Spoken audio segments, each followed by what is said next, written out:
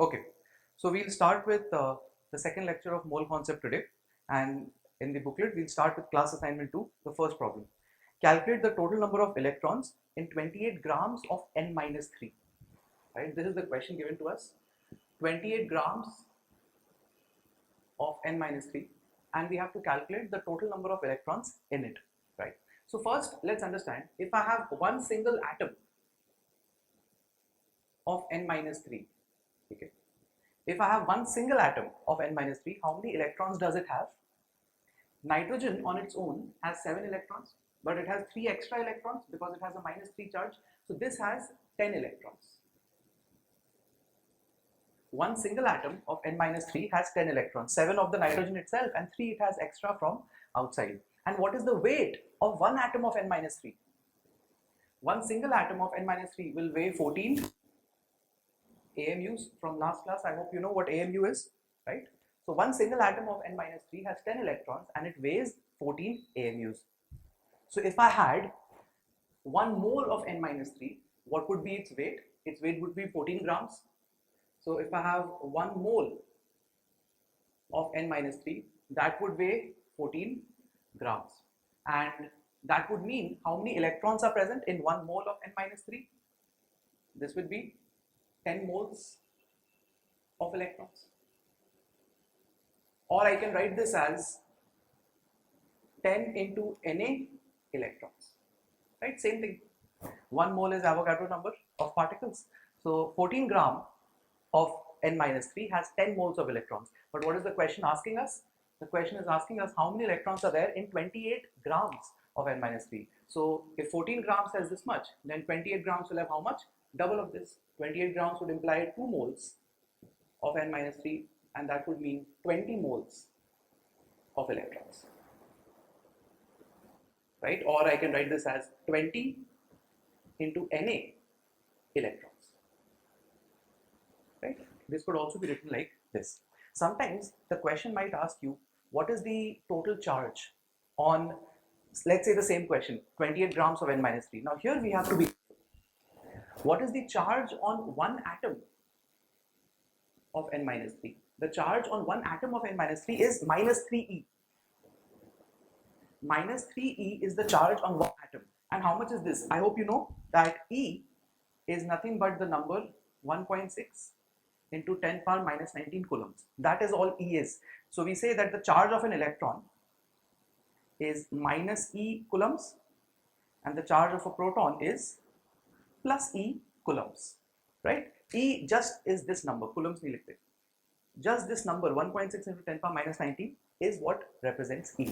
So if the question instead of total number of electrons was asking for charge, we will not do 20 into Na into 1.6 into 10 power minus 19. That is not correct.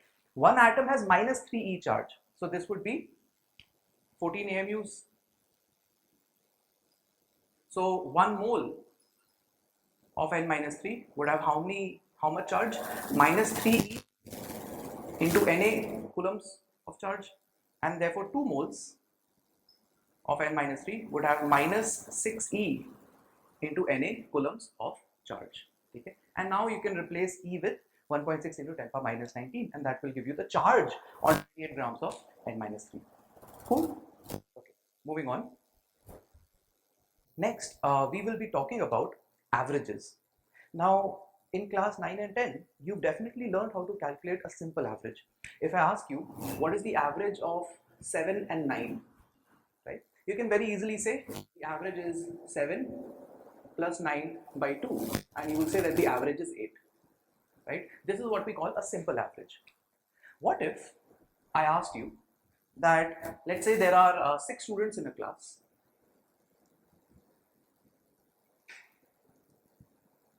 right? There are 6 students in a class, and their ages, the age of the students is 7, 7, 7, 7, 9 and 9, right? These are the 6 students, and their age is 4 of the students are 7 years old and 2 of the students are 9 years old.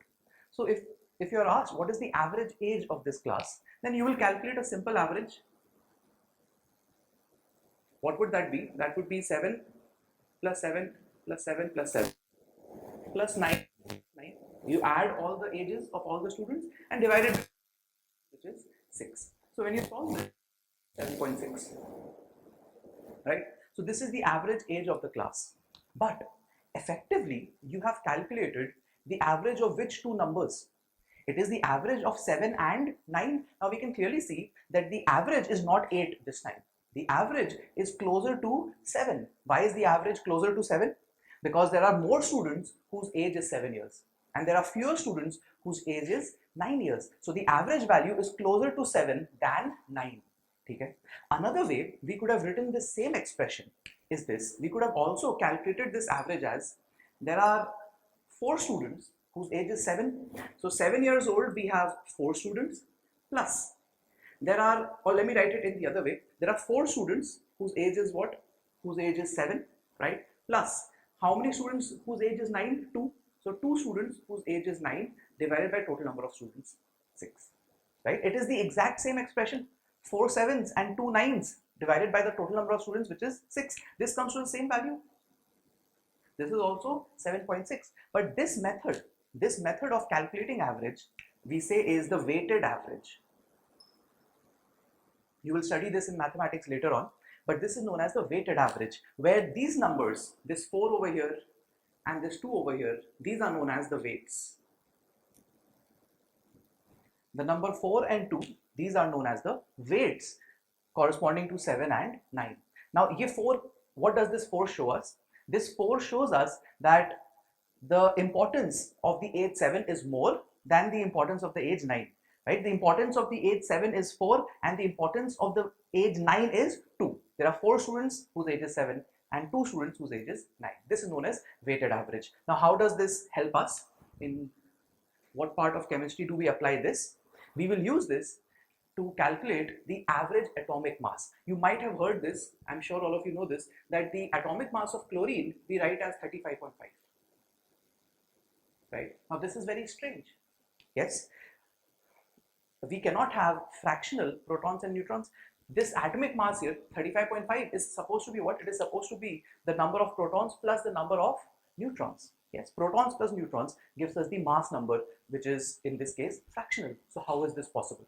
Right? How do I have fractional protons and neutrons? We do not actually have that. The chlorine which we find in nature is of 2 types. Okay? There are 2 types of chlorine found in nature. Chlorine 35 with atomic mass 35 and another chlorine which is 37. They are the same because the atomic number is same, both are 17. They are isotopes of each other. One chlorine is 35 and one chlorine is 37, right? It has been found that on Earth, if you were to randomly select chlorine atoms, if I select one single atom of chlorine, that cannot be 35.5, right? That is not possible. One single atom of chlorine will either be 35 or it will be 37. That cannot be 35.5.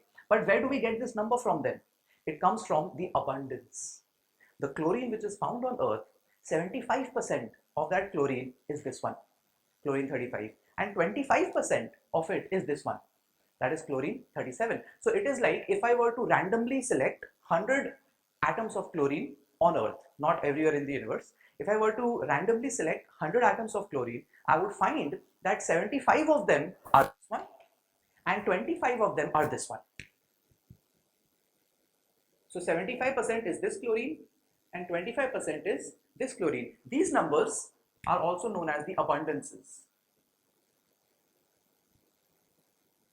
These numbers are also known as the abundances. That what is the abundance of chlorine 35 on Earth? It's 75%.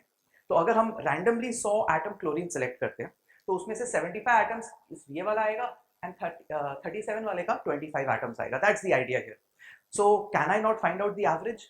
Right? What will the average be of these 100 atoms of chlorine? What will the average be? The average would be, there are 75 atoms whose weight is 35. So 35 plus 35, how many times? 75 times?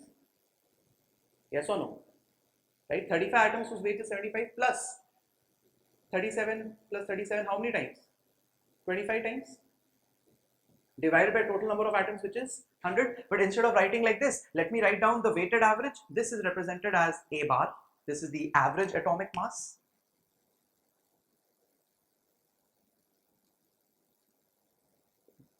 This is the symbol for the average atomic mass A bar, and I can write it as I have 75 atoms. This is the abundance or the weight of chlorine 35, plus I have 25 atoms of chlorine 37 divided by the total number of atoms, which is 100.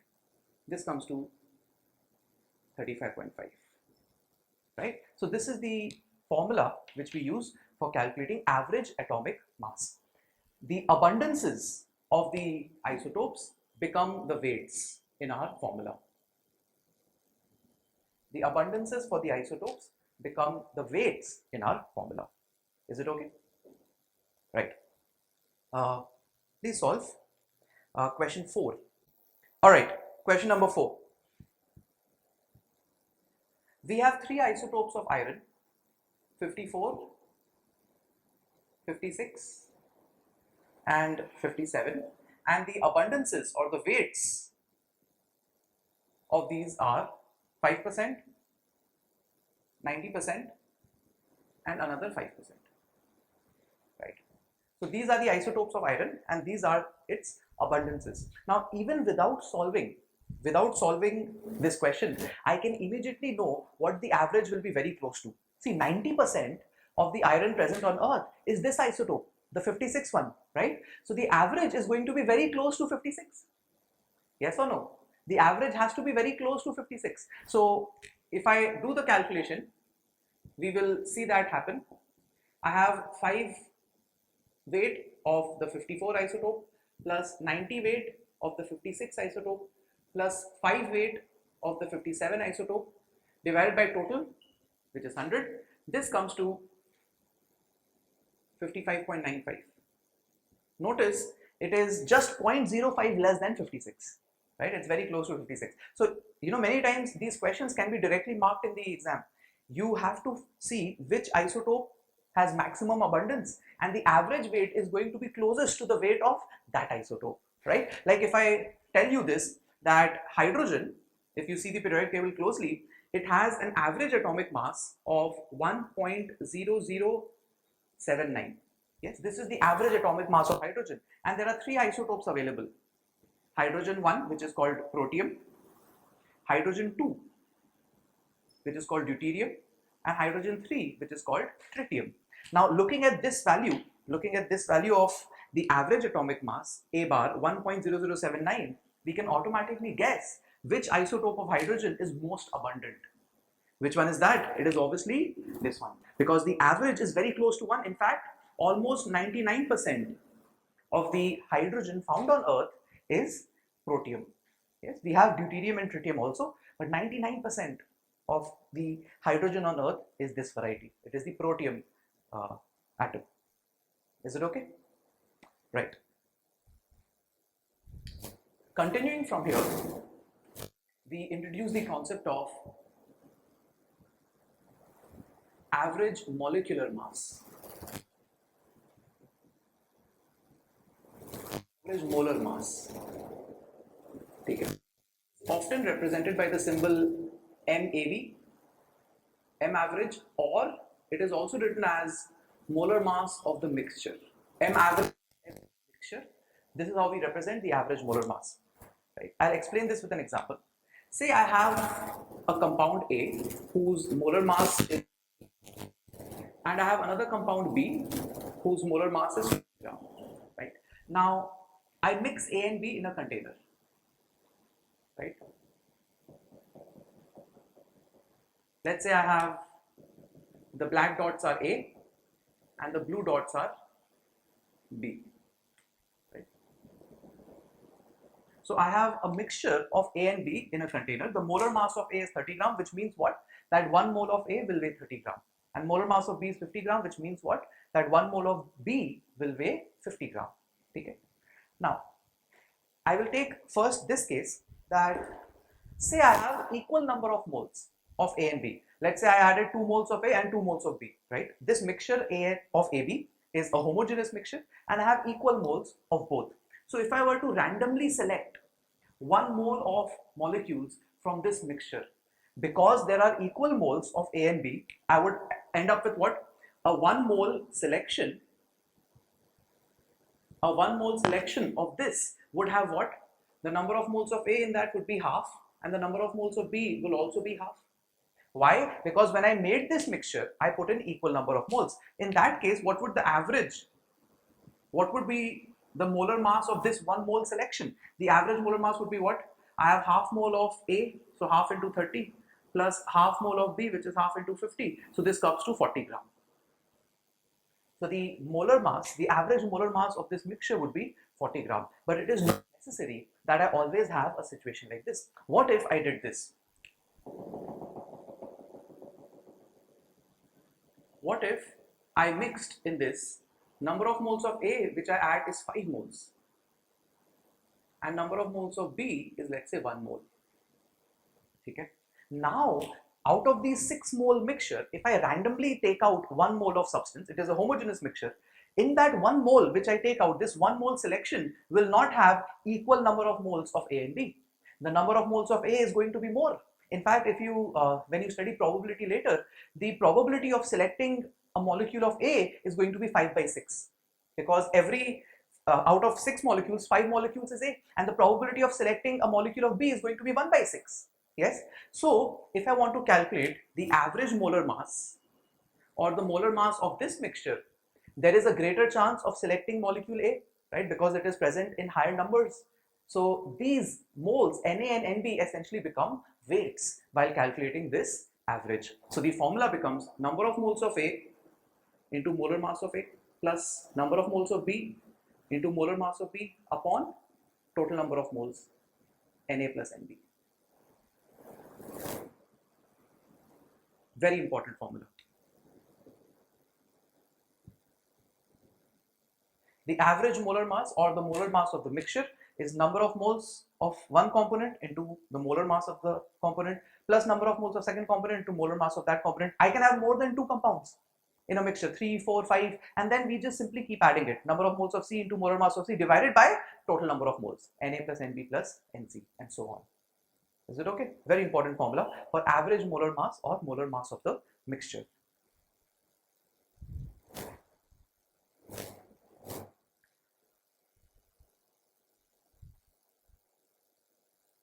Please solve question 2. Now in question 2, the question is asking what is the average molar mass of air, and there are 2 conditions given. One is the percentages are given by volume, and the second case the percentages are given by mass. Now this is a very important difference here.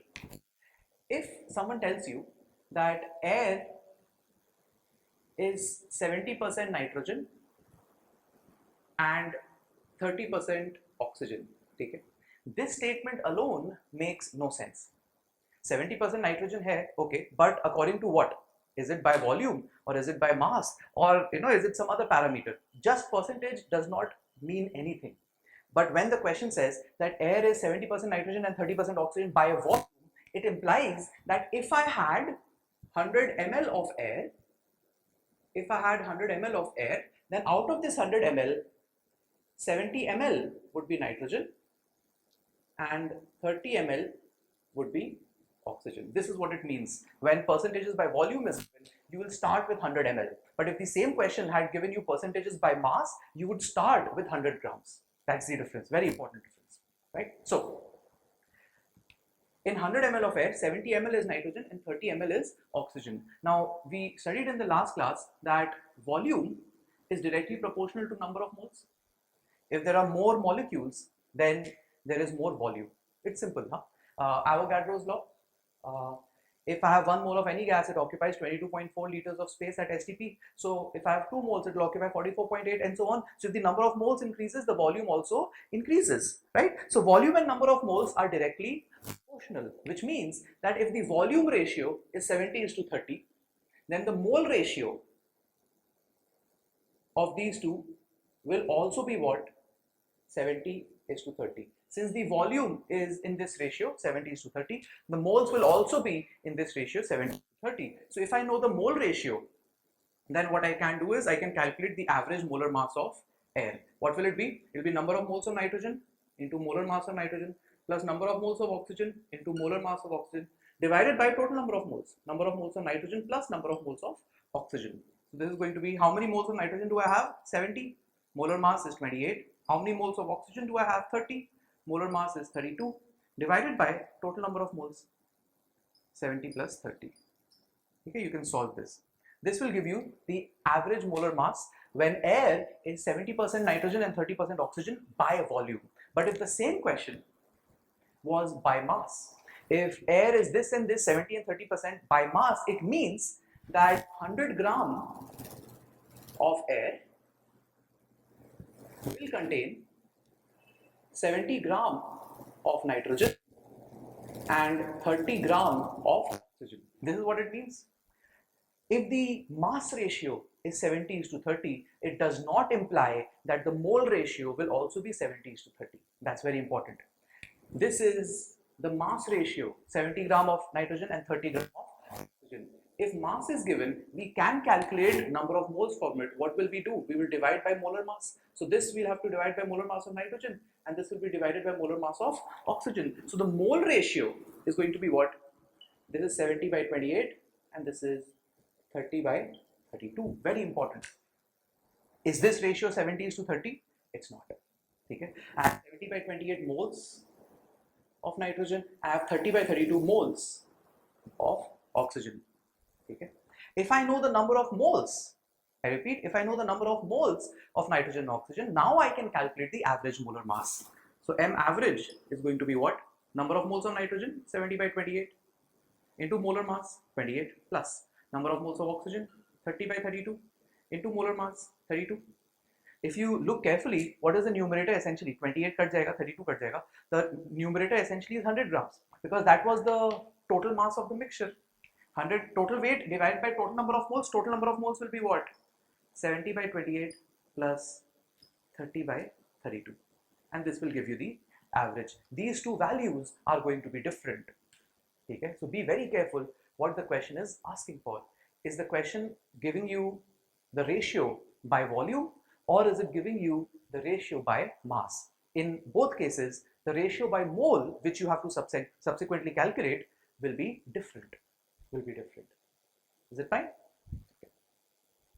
Now, in order to completely understand the next concept, I will have to give you an equation, the derivation for which we will study in a subsequent chapter called gaseous state.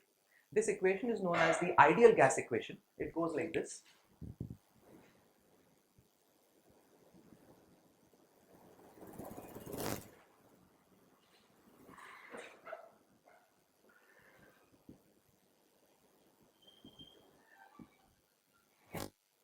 This is the ideal gas equation. PV is equal to nRT. Right? Let's understand what are the terms here.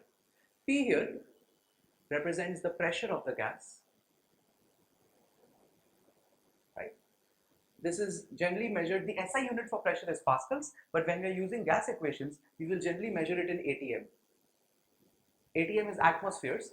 Again, a detailed understanding of the different units of pressure will happen in the chapter gaseous state.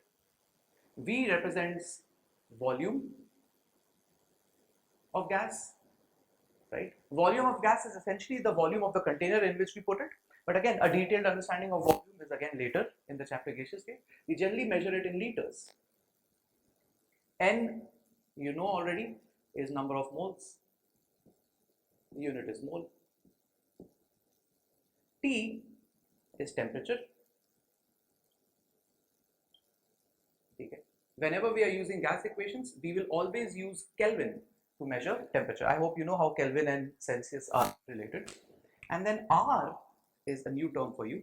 This is known as the universal gas constant.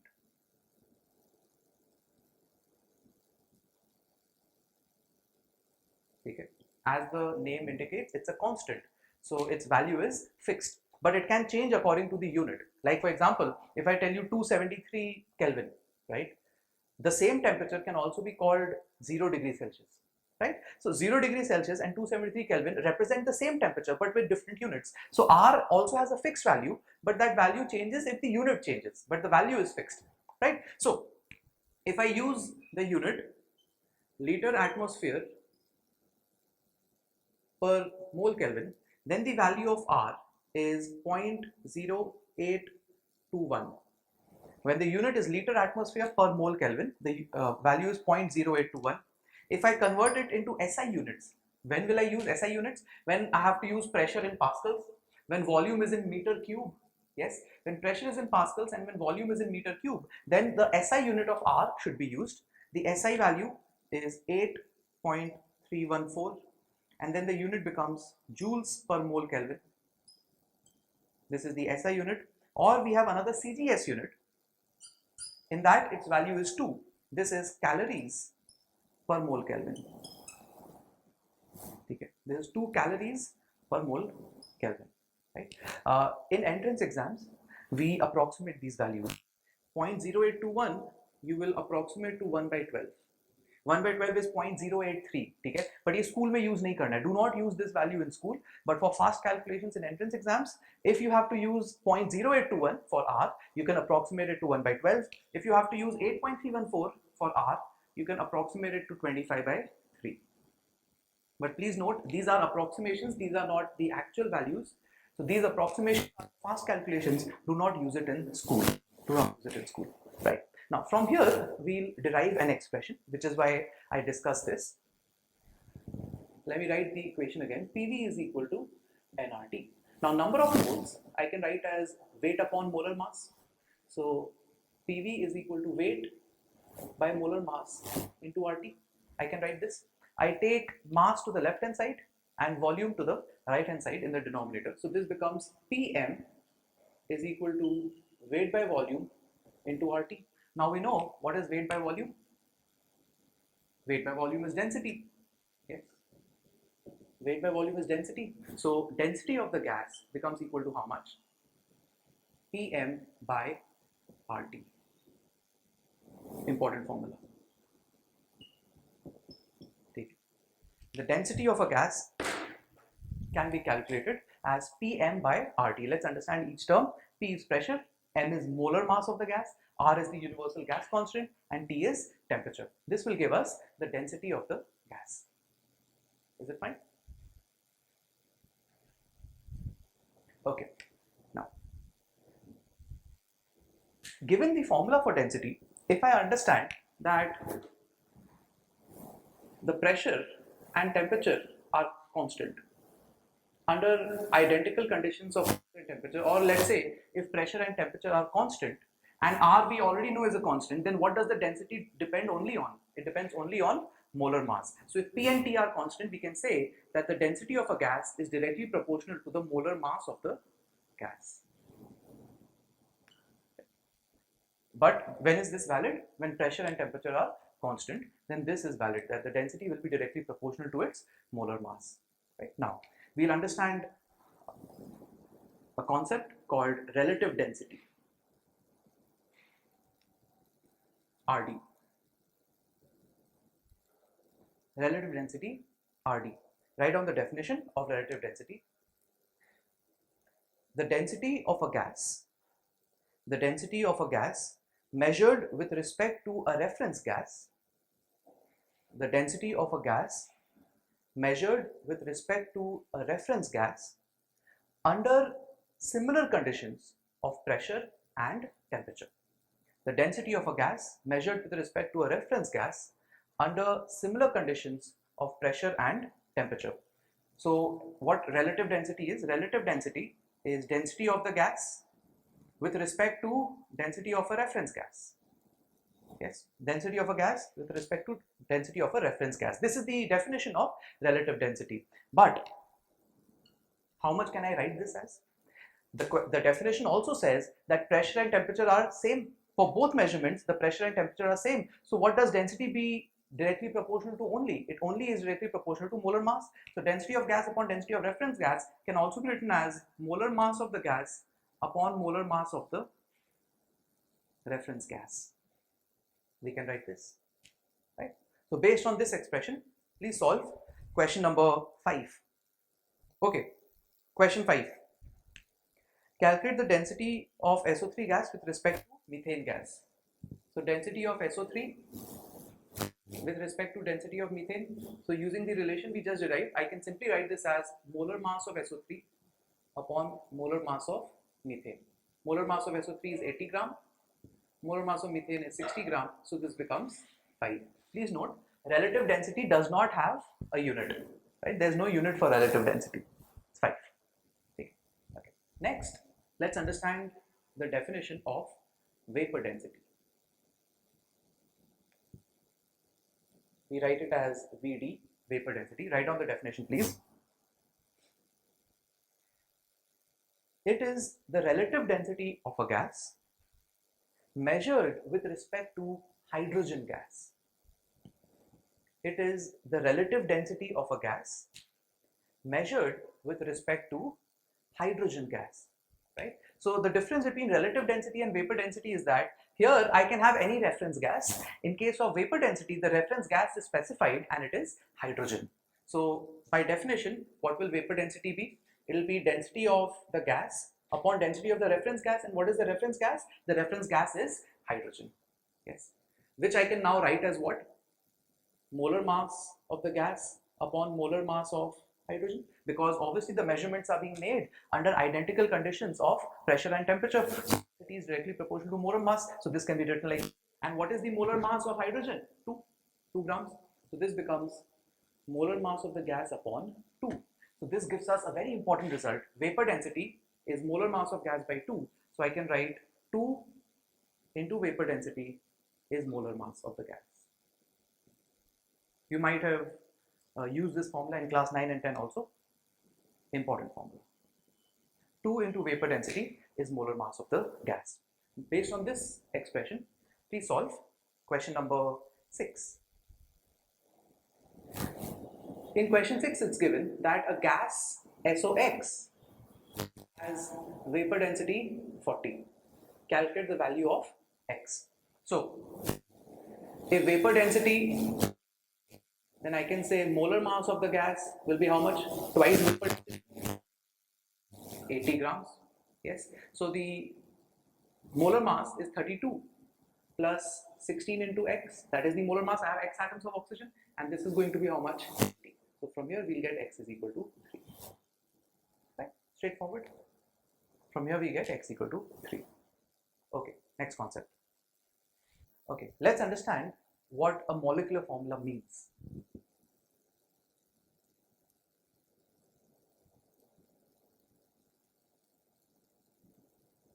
What does a molecular formula tell us? Write down the definition. A molecular formula tells us the number of atoms of every element in a compound. That's all. The molecular formula tells us the number of atoms of every element in a compound.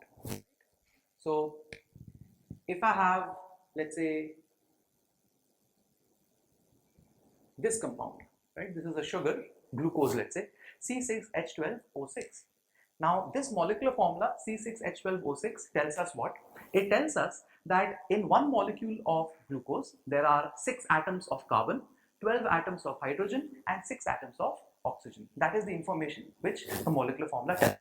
If I have, let's say, acetic acid, CH3COH, right? I can also write this as what? I can write this as C2H4 and I can write C2H4O2.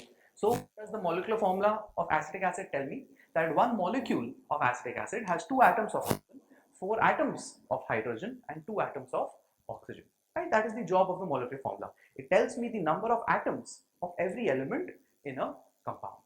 Right? Now another definition which is important is what we call empirical formula. Okay. What does the empirical formula tell us? Please write down. The empirical formula is the simplest ratio. The empirical formula is the simplest ratio of all the atoms of the elements in a compound. The empirical formula is the simplest ratio of the number of atoms of all elements in a compound. I'll repeat. The empirical formula is the simplest ratio of the number of atoms of all elements in a compound. So in case of glucose, let's say, right, it is the simplest ratio of the number of atoms, and I have to include all the elements. So what are the elements in glucose? Carbon, hydrogen and oxygen. So I have to include all the three elements, and the simplest ratio of their number of atoms will give us the empirical formula. So the number of atoms are 6, 12 and 6. So the simplest ratio of this is going to be 1:2:1, right? So the empirical formula of glucose is C1H2O1. This is the empirical formula of glucose. The simplest ratio is 1:2:1. What will be the empirical formula of acetic acid? The number of atoms of carbon, hydrogen, oxygen respectively are 2, 4, 2. So the simplest ratio is again what? It is again 1, 2 and 1. So the formula is C1H2O1. Why I have taken these two as example is, notice that both these compounds have different molecular formulas, but they have the same empirical formula, right? It is important to note this. These compounds have different molecular formula, but they have the same empirical formula. That is possible. Okay. Now, let's take 1 mole of water. What is the weight of 1 mole of water? 1 mole of water weighs 18 grams. We know this, right? How is this 18 gram divided? This 18 gram is divided like this. I have 2 gram of hydrogen and I have 16 gram of oxygen.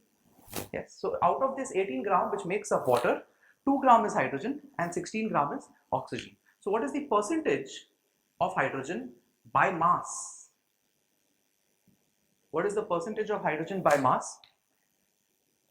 2 by 18 into 100, so this is around 11.1%, right? And what is the percentage of oxygen by mass?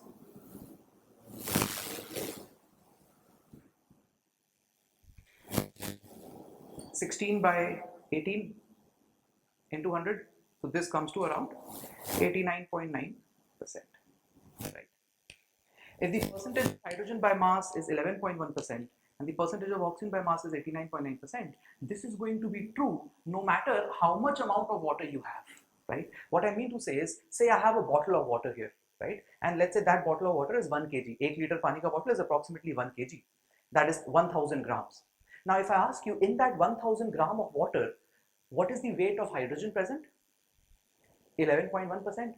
So out of that 1000 gram water, 111 grams of hydrogen is present and 899 grams of oxygen is present. That we can say for any amount of water, because this is the percentage by mass of hydrogen in water. This is true for any amount, not just for 18 grams. कितना भी पानी ले, hydrogen का percentage कितना रहेगा? 11.1% ही रहेगा, right? So an important part of this chapter is going backwards. If I gave you the percentages by mass, can you come to the molecular formula, right? That's what we are aiming to find out, right? If percentages by mass is given, can we come to the molecular formula? Can you now quickly tell me the percentages by mass for carbon, hydrogen and oxygen in glucose? Let's quickly calculate that, right? C6H12O6, this is 180 gram. If I have, let's say, 1 mole of glucose, 1 mole of glucose is, let's say, 180 grams, right? So what does this tell us? How much of carbon? 72 gram of carbon, 12 gram of hydrogen, and 16 into 6, 96 gram, right? This is what we have. So the percentage of carbon is how much? 72 by into 100. This comes to how much? Right. So if you do this calculation, 72 by 180 into 100, this comes to 40%. Hydrogen, percentage hydrogen is 12 by 180 into 100. This comes to 6.67%. And percentage oxygen comes to 53 point. Right. So we know percentages of carbon, hydrogen and oxygen. Now very quickly, what I'll also do is, I'll calculate the percentage by mass of each element in acetic acid. Acetic acid is C4H4O2. The weight is, right? So out of this, 2 carbons, so 24 gram of carbon, 4 gram of hydrogen and 32 gram of oxygen. This we know. What is the percentage of carbon? 24 by 60 into 100, this comes to again 40%. Percentage of hydrogen, 4 by 60 into 100, 6.67%, and percentage oxygen is 53.33%. Now, why I did both these calculations here is to highlight a very important fact. In glucose, the percentage of carbon, hydrogen, oxygen is 46.6 and 53.3. The same percentages we also see in acetic acid. The idea is that if I gave you just the percentages of the three elements, say I tell you that a compound has 40% carbon, this much of hydrogen and this much of oxygen, can you tell me its molecular formula? The answer is no. You cannot directly reach the molecular formula, right? Because notice, sugar, glucose and acetic acid, they have the same percentage distribution of carbon, hydrogen and oxygen. But what is the one thing which they have common? The empirical formula is same. So if someone gives you only the percentages, then what can we reach to? We can reach the empirical formula. But in order to reach the molecular formula from the empirical formula, another data set is required. One more data point is required. Maybe the vapor density will be given, or some other information about the molecular mass could be given, something like that. Yes, so let's look at that now. Let's look at problem number 9. Let's look at problem number 9. A hydrocarbon, please make a correction. It will be a hydrocarbon has percentage composition 80% carbon and 20% hydrogen. So whenever you get these questions, we will always start with 100 gram of the compound. Why? Because percentages by mass is given. So if I have 100 gram of compound, right, out of this 100 gram, the question says 80% is carbon, so 80 gram must be carbon and 20 gram must be hydrogen then, right? So if weight is given to us, can we not move to number of moles? What we have to divide with? We have to divide with molar mass. So 80 divided by 12, so this is the 80 by 12, how much does this become? 4 will go 20 times. This becomes 6.66 moles. And what does this become? Well, let me keep it in fractions only, so that will be easy. Let me keep it as 20 by 3 moles. And 20 gram divided by 1, so this becomes 20 moles, right? So in 100 gram of the compound, I have 20 by 3 moles of carbon and 20 moles of hydrogen. But I want to get the simplest ratio. Whenever the simplest ratio is required, you simply divide by the smaller number. 20 by 3 is smaller, so to get the simplest ratio, I'll divide this with 20 by 3. I'll divide this also with 20 by 3. So what does this become? This becomes 1 mole and this becomes 3 moles. Right? So the simplest ratio of moles of carbon and hydrogen in the compound is 1:3. So the empirical formula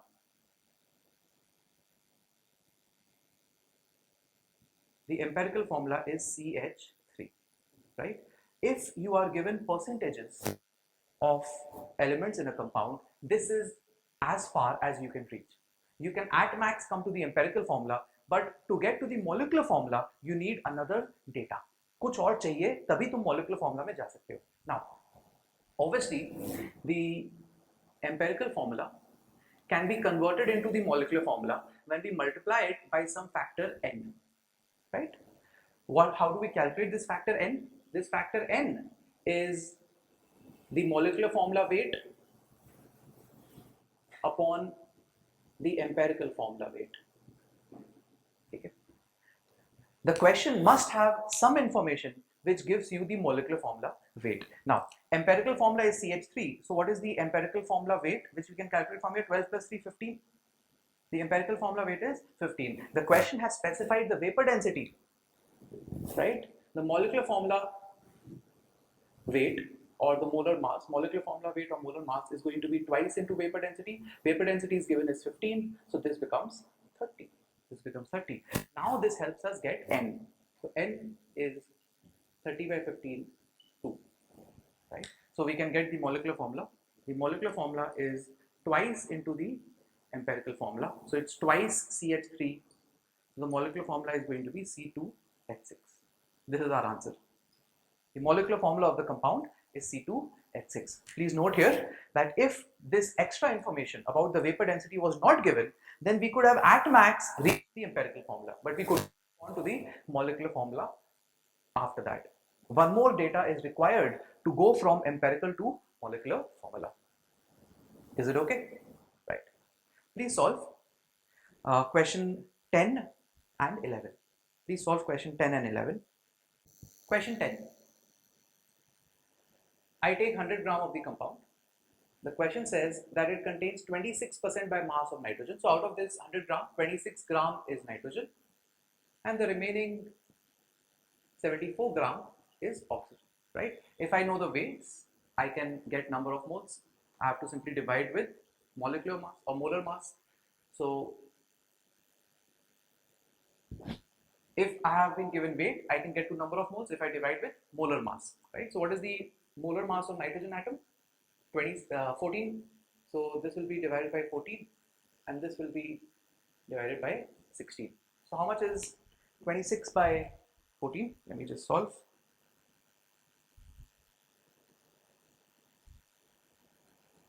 This is 1.85 and 74 by 16, 4.625. This comes to 1.85 and 4.625. Now obviously these are not whole numbers, we need to get the simplest ratio. So whenever you get strange numbers like this, the rule is divide by the smallest number. Which is smaller over here? 1.85. So we divide both sides with 1.85. On doing this, this becomes 1. And how much is 4.625 by 1.85?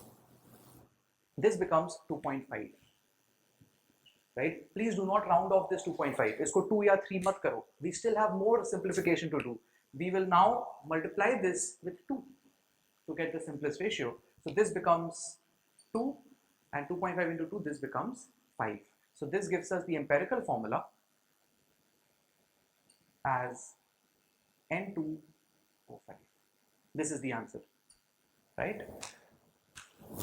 Is it okay? Question number 11, there's a small correction. A compound has percentage composition. I think it has been typed 7 in the booklet. Has percentage composition so and so. I'll just give you the answer. This is homework. The answer for question number 11 is C3H6. The answer is C3H6O2. You can solve this at home, right? Next. Please solve question 12. A compound has 8% magnesium by mass. Calculate its minimum molar mass. Now this word minimum here is quite important. I have some compound and it has these elements, let's say A, B, C, etc. and it also has magnesium in it. Now how much magnesium it has, I do not know, right? I know it is 8%, but I do not know whether in one molecule of the compound I have 1 atom of magnesium or 2 atoms or 3 atoms, ye nahi pata, right? So let's assume that there is 1 atom of magnesium in the compound, right? And let's say the molecular weight is M. Right? The molecular weight of the compound, let's say, is M. Right? So if I have 1 atom of magnesium, then what is the weight of magnesium in the compound? 24. So the percentage of magnesium is going to be how much? 24 by molecular weight M into 100. Now this percentage is specified in the question. This is given as 8%. Right? So 24 by M into 100 is going to be 8. So from here, what do we get the molecular weight as? We get molecular weight as 300 gram. Molar mass is 300 gram or molecular weight is 300. ये लिख सकते हैं. What if the compound was such A, B, C, etc. These are different elements, but I had 2 atoms of magnesium in the molecule, right? Let's say molecular weight is M. Molecular weight is M. What will be the percentage of magnesium then? Percentage of magnesium will be 48 because I have 2 atoms of magnesium upon molecular weight M into 100, but the percentage is specified as 8%, right? This cannot change. ये तो question में mentioned 8%. So if this was the situation, then what does the molecular weight come to? Molecular weight becomes 600 or molar mass becomes 600 gram. So we notice that if the molecule has 1 atom of magnesium, then its weight is 300. If it has 2 atoms of magnesium and the 8% needs to be maintained, then its weight is 600 and so on. What is the question asking for? The question is asking for the minimum molecular weight. So minimum molar mass is going to be what? 300. The answer will be 300. Is it okay? Please attempt. question number 13. And question number 13, make a small correction. The compound has 8% O by mass, oxygen by mass. Calculate its molar mass if each molecule of the compound contains 4 atoms of oxygen. The compound has 8% oxygen by mass. Calculate its molar mass if it has 8% oxygen by mass. If it has 4 atoms of oxygen. So what is given here is that A, B, C, कई सारे atoms है, साथ में oxygen भी है, and the question has specified that there are 4 atoms of oxygen, right? And let's say the molecular weight is M. So we can directly say percentage of oxygen will be what? 4 into 16 by M into 100, and this is already given as 8. This is specified as 8. So from here you can directly get molecular weight. Molecular weight will be how much? Now this will cancel, 800. And molar mass we can say therefore is 800 gram. This is the answer. Okay? So whenever you get questions on calculating minimum molecular weight, you have to assume that one molecule of the compound contains one atom of that element.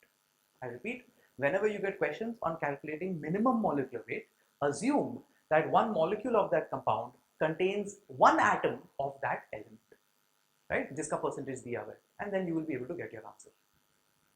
Okay, this next section of the chapter is perhaps the most important, as it deals with chemical reactions and how we understand chemical reactions. First of all, what is a chemical reaction? We need to understand what a chemical reaction is. I like this definition, that a chemical reaction is where bonds are broken and new bonds are formed, chemical bonds, right? Like for example, if I boil water, right, that is a physical change. Why is it a physical change?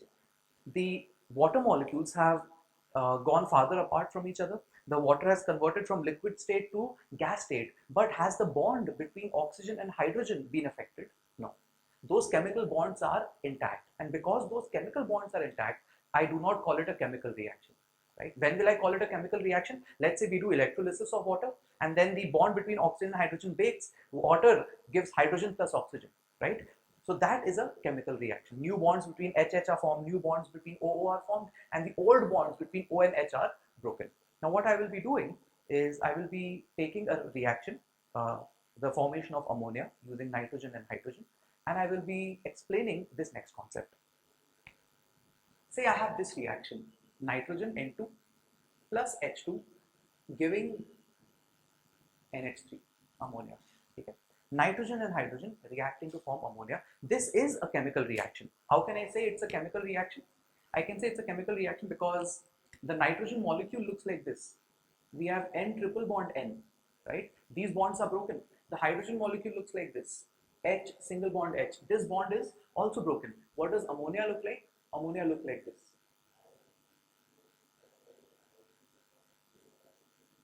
Right? Ammonia looks like this. There are 3 nitrogen-hydrogen bonds. Right? So if this nitrogen has to bond with this hydrogen, these 3 bonds must be broken. This one bond must be broken, and these new NH bonds must be formed. That's the idea. Yes. So whenever bonds are broken and new bonds are formed, that is a chemical reaction. So this is a chemical reaction. Now, from class 7-8, you have been balancing chemical equations, right? What does balancing of a chemical equation tell us? It tells us that the number of atoms of nitrogen on the left hand side must be equal to the number of atoms of nitrogen on the right hand side. Why is that essential? Why is that so important? It is important because during a chemical reaction, the identity of the atom cannot change.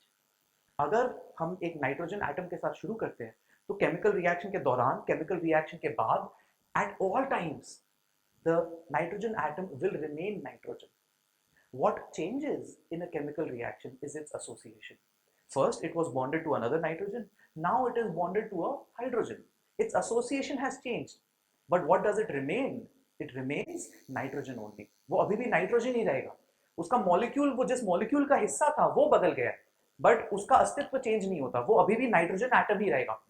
This nitrogen atom, which was in the form of a nitrogen molecule on the left hand side, now is part of the ammonia molecule, but it still remains what? Nitrogen. So if I began with 2 atoms of nitrogen, I must end with also how much? 2 atoms of nitrogen. That cannot change. So in order to make sure that the number of atoms of each element remain the same, in a chemical reaction, we balance this chemical reaction.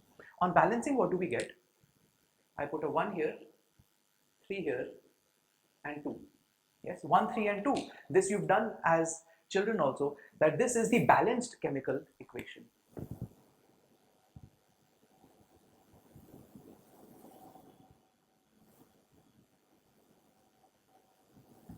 This is the balanced chemical equation. Now, these numbers which we see here are extremely important. 1, 3, and 2, these numbers over here, these are known as the stoichiometric coefficients. These are known as the stoichiometric coefficients. And why are the stoichiometric coefficients so important? They are important because they tell us the ratio in which the reaction is happening. The stoichiometric coefficients tell us that one molecule of nitrogen will react with 3 molecules of hydrogen and will give me 2 molecules of ammonia. That's the knowledge the stoichiometric coefficient tells us. It tells us the ratio. I'll write it down because it's so important. It tells us the ratio in which the reaction is happening.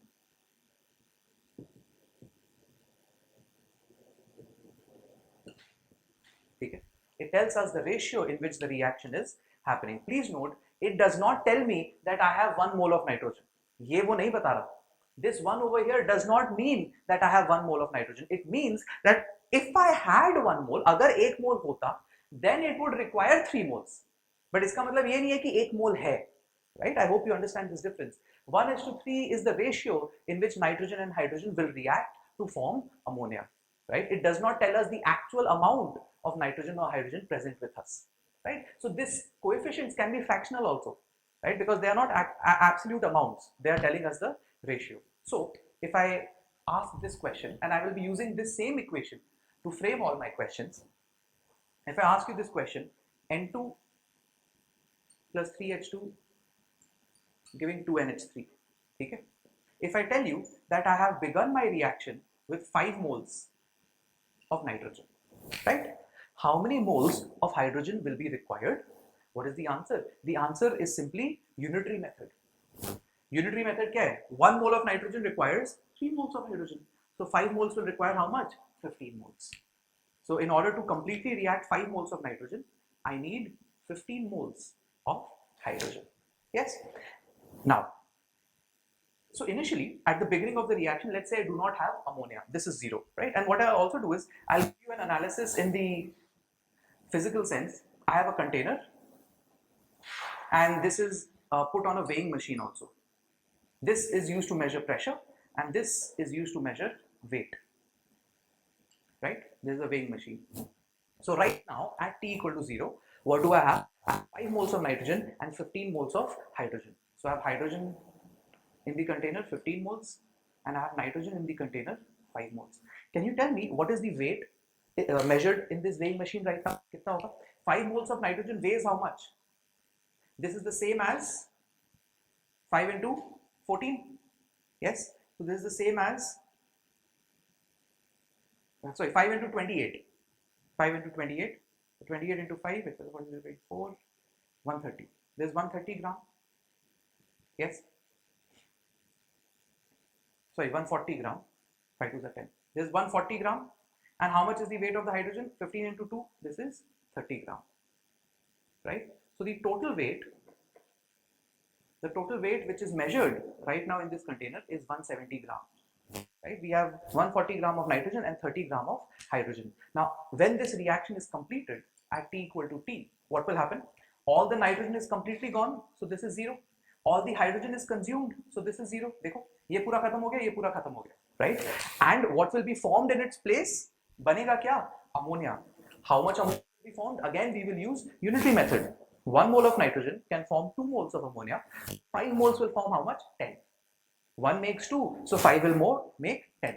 So this will be 10 moles of ammonia, right? So now my container has ammonia 10 moles. The nitrogen and hydrogen are completely finished and it has 10 moles of ammonia.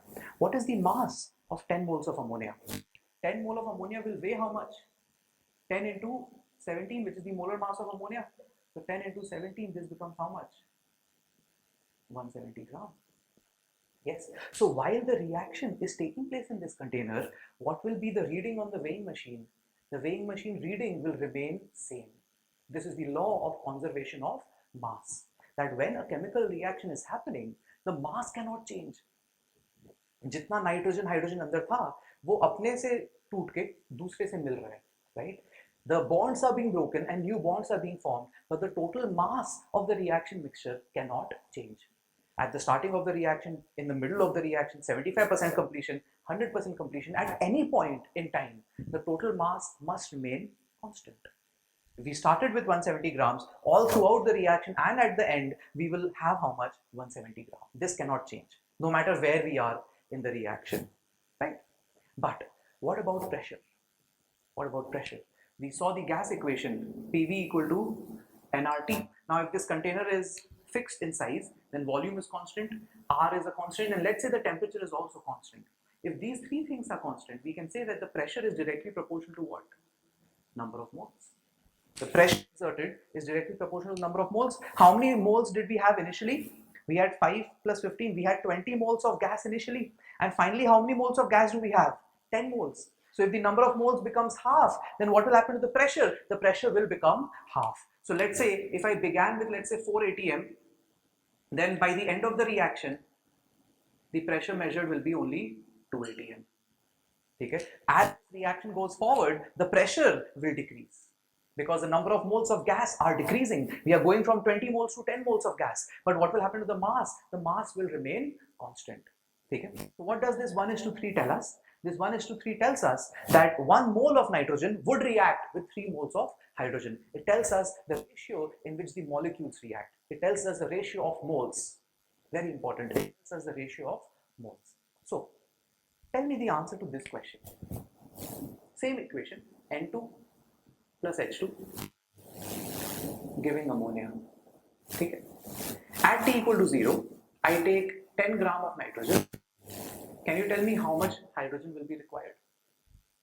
If I begin my reaction with 10 gram of nitrogen, how much hydrogen will be required?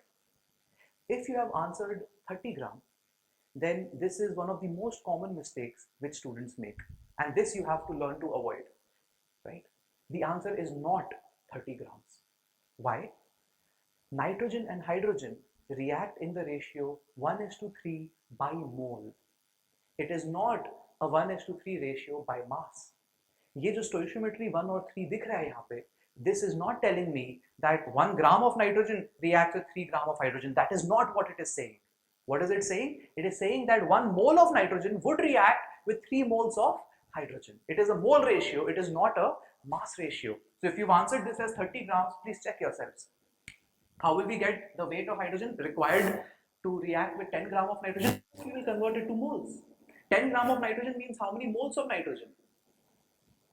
10 upon 28 moles. So 10 upon 28 moles require how many moles of hydrogen? 1:3, 3 times. So this will be 10 upon 28 into 3 moles of hydrogen. Okay? And if I have this many moles of hydrogen, then what is the weight of hydrogen? The weight of hydrogen will be number of moles into molecular weight, which is 2.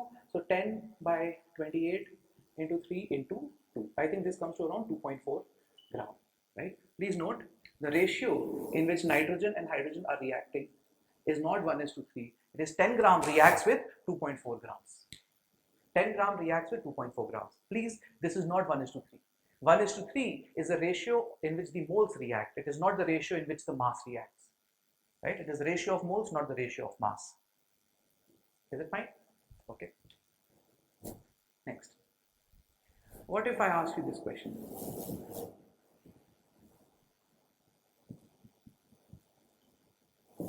At T equal to 0, I begin with 300 moles of nitrogen and 15 moles of hydrogen, right? The question is asking me how much ammonia will be formed. Now, obviously we can see 300 moles of nitrogen is a lot of moles compared to the only 15 moles of hydrogen we have. If we think of it in this way, 1 mole of nitrogen requires 3 moles of hydrogen. So 300 would require how much? 900 moles. But do I have 900 moles of hydrogen? No, right? Which means our hydrogen will be completely finished and some nitrogen will be left over. This reagent, the reactant which gets completely consumed in a chemical reaction, is known as the limiting reagent. Very important concept. I'll dictate the definition also, right? So what will happen here is we'll use unitary method. The hydrogen will get completely consumed. 3 moles of hydrogen requires 1 mole of nitrogen. So 15 will require how much? 5. Unitary method, huh? 3 requires 1, so 15 will require 5, 1/3. So all the 15 moles of hydrogen will be consumed. How much is left? 0 moles. And how much nitrogen? How much nitrogen will be consumed? 5.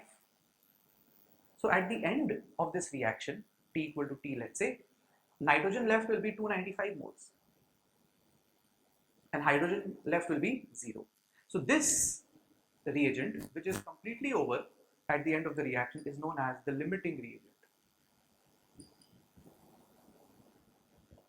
In short, LR.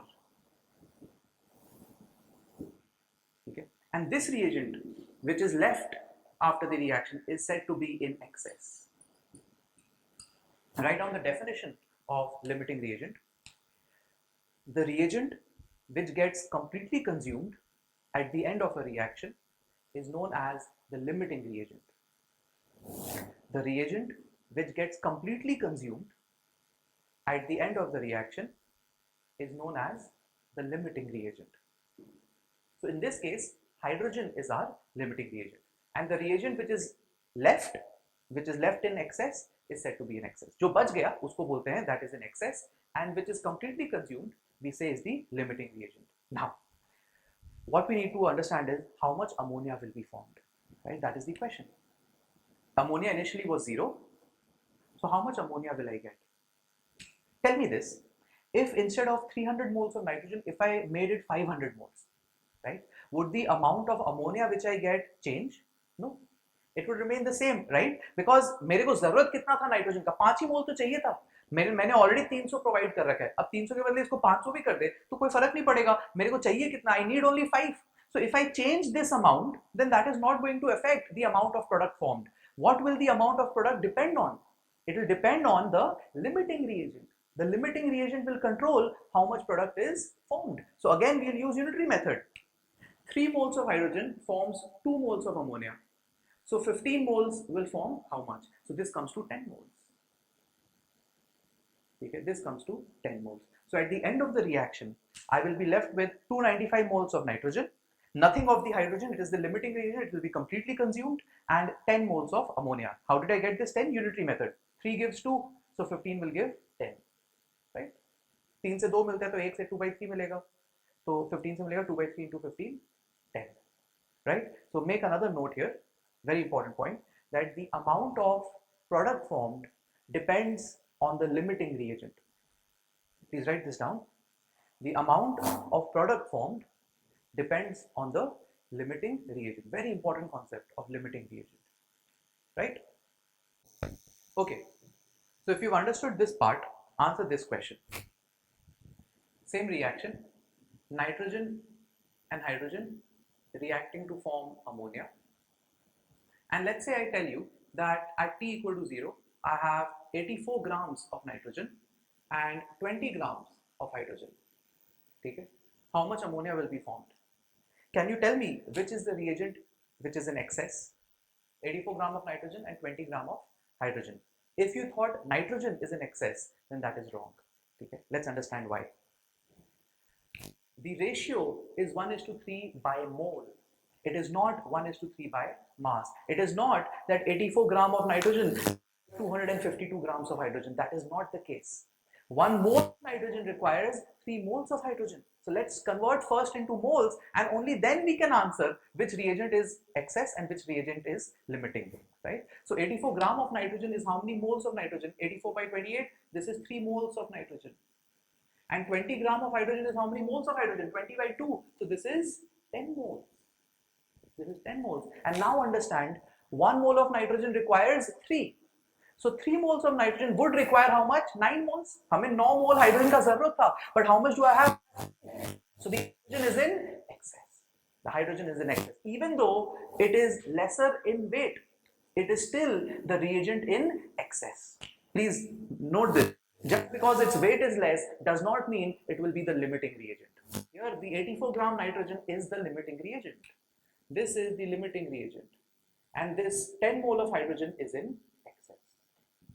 Are you getting it? So at the end of the reaction, at T equal to T, how much nitrogen will be left? 0. Because all the 3 moles will be consumed, and the 3 mole of nitrogen is going to consume how much of hydrogen? 1:3 ka ratio. 1 requires 3, so 3 will require 9. So 9 moles will be consumed, and how much will be left? 1 mole. So I will be left with 1 mole of hydrogen in the end and nothing of the nitrogen. How much ammonia will be formed? What will it depend on? The amount of ammonia formed will depend on the limiting reagent. So the amount of ammonia formed will depend on nitrogen. Yes, 1 mole nitrogen forms 2 moles, 3 moles will form 6 moles. Okay. So the answer to this problem is nothing of nitrogen is left at the end of the reaction, 1 mole of hydrogen is left and 6 moles of ammonia is formed. Is it okay? This will be this answer. If you thought that hydrogen was limited, then that is wrong thinking.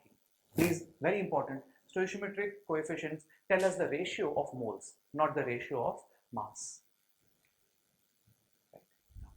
I'll teach you a small trick using which you can calculate which is the limiting reagent. Right? Calculate, this is a trick. Calculate the ratio number of moles upon stoichiometric coefficient. For every reactant, calculate the ratio number of moles by stoichiometric coefficient. The lowest ratio is the LR. Calculate the ratio number of moles by stoichiometric coefficient, and the lowest ratio is going to be the limiting reagent. So if you see over here, what is the ratio over here? The ratio with 3 moles, 3 is the number of moles, and stoichiometric coefficient is 1, so the ratio is 3 by 1, 3. The stoichiometric coefficient here is 3, and what is the number of moles? 10. So the ratio is how much? 10 by 3. This is 3.33, right? So between 3 and 3.33, which is the smaller number, this is the smallest, right? 3 is smaller, so nitrogen is going to be LR. That is going to be the limiting reagent, right? So this trick you can use. If you have many reactants, calculate the number of moles upon stoichiometric coefficient ratio. The smallest ratio is the limiting reagent. Right? Okay. Now, based on equipped with this knowledge, please attempt problem number 14.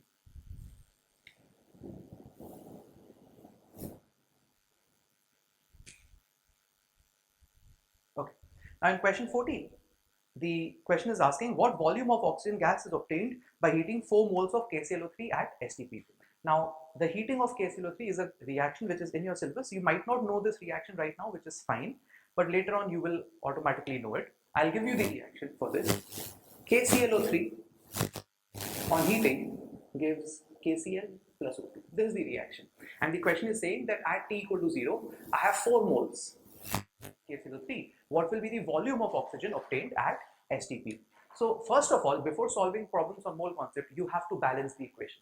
So how do I balance this? First I'll balance, let's say I'll put a 2 here, I'll put a 2 here, I have to put a 3 here, right? Then I have 6 oxygens on both sides, and then potassium and chlorine are 2 each. This is the balanced equation. Now understand, at T equal to 0, I have 4 moles of KClO3. So once the reaction is over, how much oxygen will I get? I just have to use unitary method. 2 moles would give me 3 moles. So 4 moles will give me how much? 6 moles. So the number of moles of O2 obtained is 6 moles. But the question is not asking me for number of moles of oxygen, it is asking me for the volume of oxygen obtained. You can convert number of to volume. What will it be? 6 into 22.4 liters. The question could have asked you, what is the weight of oxygen obtained? In that case, you can do that and multiply by molar mass. So the weight of oxygen obtained would be 6 into 32 gram.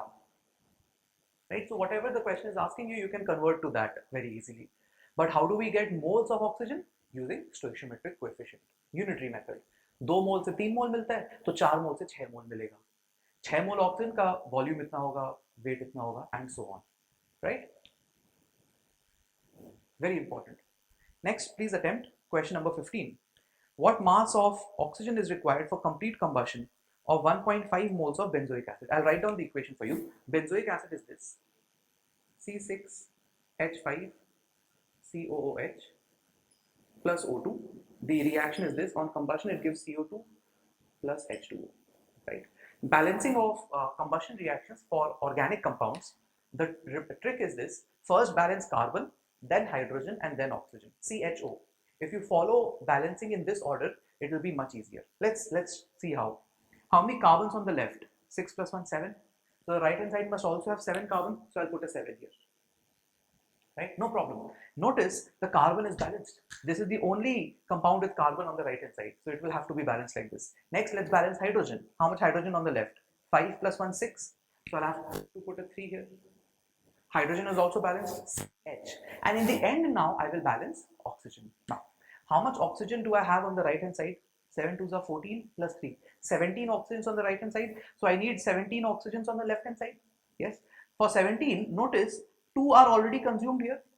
17 में से 2 इधर चला गया, so I need 15 to come from here. So what do I need here? I just need to add 15 by 2.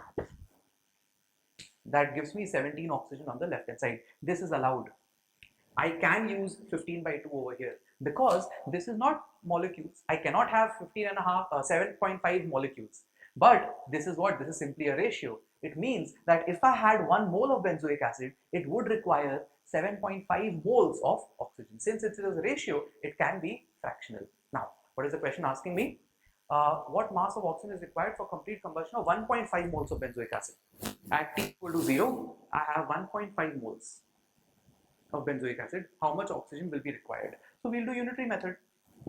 Number of moles of oxygen required is 1.5 into 7.5, right? Because 1 requires 7.5, so 1.5 will require this much. But the question is not asking for number of moles, the question is asking for weight. So the weight of oxygen required will be, if number of moles is given, we'll multiply it with molar mass. So 1.5 into 7.5 into 32 gram.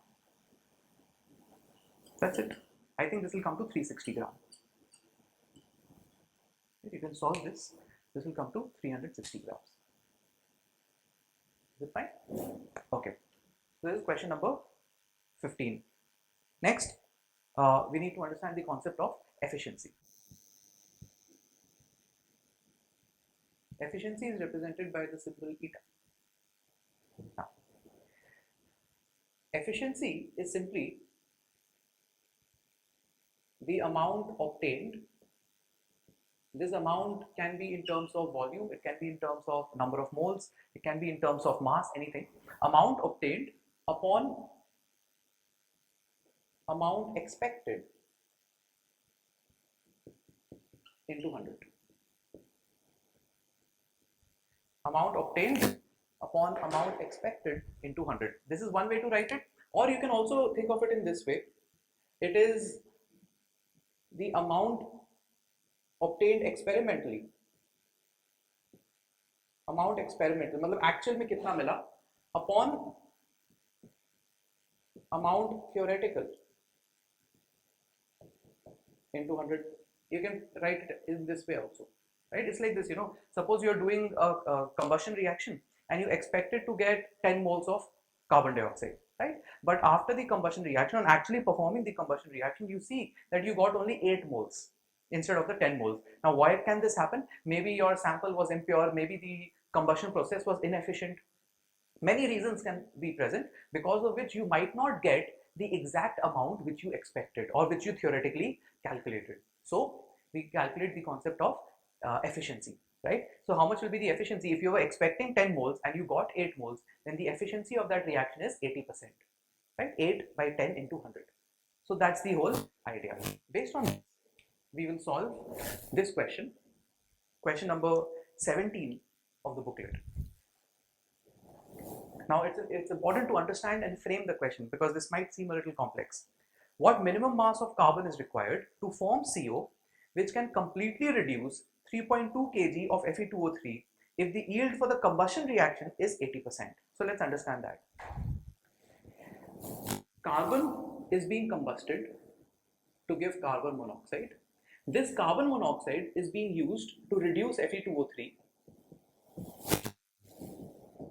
This is the reaction. The reaction you will learn later on, but I give you the reaction for now. The question is saying that the weight of Fe2O3 given to us is 1.6 kg, right? Sorry, 3.2 kg. 3.2 kg of Fe2O3 is given. The question is saying how much carbon must be combusted in order to produce sufficient carbon monoxide, which is enough to reduce 3.2 kg of Fe2O3 completely. That's the idea, right? And the question has also said that the yield for this reaction is 80%. This reaction is only 80% efficient. Yes, the combustion reaction is only 80% efficient. So how will we go about it? First, let's find out how much CO is required. In order to do this, I'll have to balance. Right? How do I balance it? 2 and 3, 6. Right? This is the balanced equation. 2 iron, 6 oxygen and 3 carbon. Yes, this equation is balanced. Now we can clearly see that the stoichiometry between Fe2O3 and CO is 1:3. Yes, so what must I first get? First I must get number of moles of Fe2O3. If the weight of Fe2O3 is given, then the number of moles of Fe2O3 will be 3200 gram upon molecular weight, which is 160 gram. This becomes 20 moles. If I have 20 moles of Fe2O3, how much of CO will be required? 20 into 3, 60 moles, because the stoichiometry is 1:3 by mole. So the number of moles of carbon monoxide required is 60 moles. Okay, the number of moles of carbon monoxide required is 60 moles. Now this 60 mole I'm getting from where? I'm getting from this reaction. So I should get 60 moles of carbon monoxide, but there's a problem. This reaction is only 80% efficient, which means if I were to balance this equation, this is easy to balance. I just need to put a 2 here and a 2 here, right? If I want 60 moles of carbon monoxide, then how much carbon should I need? 60 moles, but there's a problem. This reaction is only 80% efficient. If I start with 60 moles of carbon, then I should have gotten 60 moles of CO, but how much will I get? 80% of 60, so I'll get 48 moles, right? But that will not work because I actually need 60 moles. The number of moles experimentally obtained for CO should be 60. What do we need? We need number of moles theoretically required. So, what will I say? N experimental upon N theoretical into 100. This is 80%, right? So if I put this over here, 60 upon N theoretical into 100 is 80. So N theoretical, you can solve from here, is 75, right? What this tells us that if I plan to get 75 moles of carbon monoxide, because the reaction is only 80% efficient, I will actually get 60 moles. So मेरे को planning कितना करना होगा? I have to plan with 75 moles. So if I want 75 moles of CO, how much carbon do I need to take? Same 75 moles, because the stoichiometry is 2:2 or 1:1. So this is the number of moles of carbon which I should combust in order to get 60 moles of CO. Why am I not getting 75? Because the reaction is not 100% efficient. But what is the question asking for? Not the number of moles of carbon. The question is asking for weight of carbon. So 75 into 12, this comes to 900 grams. So the answer to this problem is 900 grams. Is it okay? Right. Based on the same concept, there is question number 18. Question number 18 is homework. You can solve it at home and send the solution to me, and I will tell you whether you've solved correctly or not. And your homework is home assignment 1, section A, B, C, D. Please finish up to section D, right? In the next class, we'll start with the principle of atomic conservation. Thank you.